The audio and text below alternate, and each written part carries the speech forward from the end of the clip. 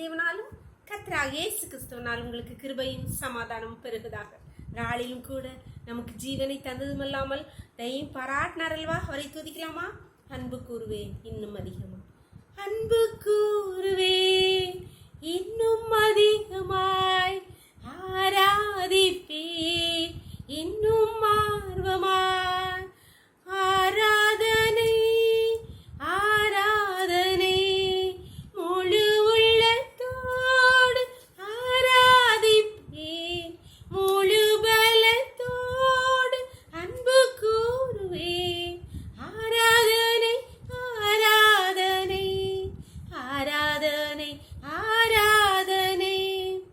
எபினேசரே எபினேசரே, இதுவரையில் உதவி நீரே, இதுவரையில் உதவி நீரே. உம்மை முழு உள்ளத்தோடு ஆராதிப்பேன், முழு பலத்தோடு அன்பு கூறுவேன். ஆராதனை ஆராதனை ஆராதனை ஆராதனை ஆராதனை ஆராதனை ஆராதனை ஆராதனை. வேத பகுதி வாசிக்கலாமா? எசேக்கியேல் 16வது அதிகாரம் 6 முதல் 8 வரை. உன்னை வயலின் பயிரை போல அநேகமாயிரமாய் பெருகும்படி வைத்தேன். நீ வளர்ந்து பெரியவளாகி மகா சௌந்தரியவதி ஆனாய். உன் ஸ்தனங்கள் எழும்பின, உன் மயிர் வளர்ந்தது. ஆனாலும் நீ நிர்வாணமும் அமனமுமாயிருந்தாய். நான் உன் அருகே கடந்து போன போது உன்னை பார்த்தேன்.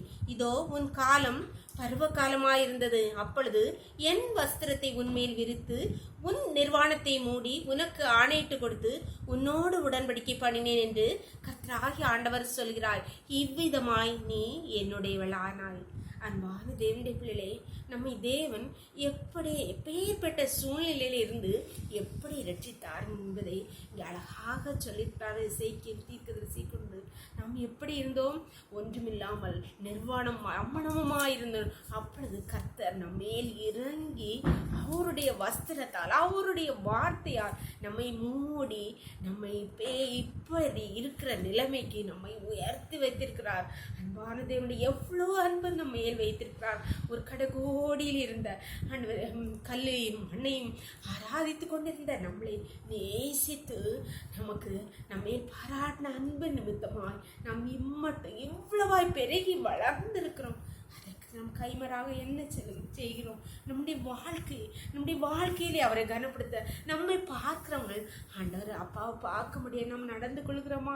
ஒரு முறை சீர்தூக்கி பார்க்க நாம் இப்பொழுது அந்த நிலைமையிலே கர்த்தர் நம்மை தேர்ந்தெடுக்காவிட்டால் நம்முடைய நிலைமை இன்றைய நிலைமை எப்படி இருந்திருக்கோம்? ஒரு விஷயம் சிந்திக்கலாமா? நம்ம அவரிடத்துல ஒப்பு கொடுக்கலாமா? எங்களை நேசிக்கிறீங்களா அன்பின் தகப்பனே, உங்களுடைய கிருபைக்காக இரக்கங்களுக்காக நன்றியப்பா. நாளை கூட எங்களுக்கு வாய் தந்தீங்கப்பா. உங்கள் கிருபை எங்களை தாங்கினதப்பா, நன்றியப்பா. இப்பொழுது மடியாளோடு இணைந்திருக்கிற ஒவ்வொரு பிள்ளைகளுடைய கத்திரிப்பா. நாங்கள் நிர்வாணமும் அமனமாயிருந்த சூழலில் நீர் எங்களை தேடி வந்து நேசித்து எங்களை உடையவர்களாக்கி நீரேப்பா. இவ்விதமாய் நீ என்னுடையவளாய் நினைச்சிருப்பா.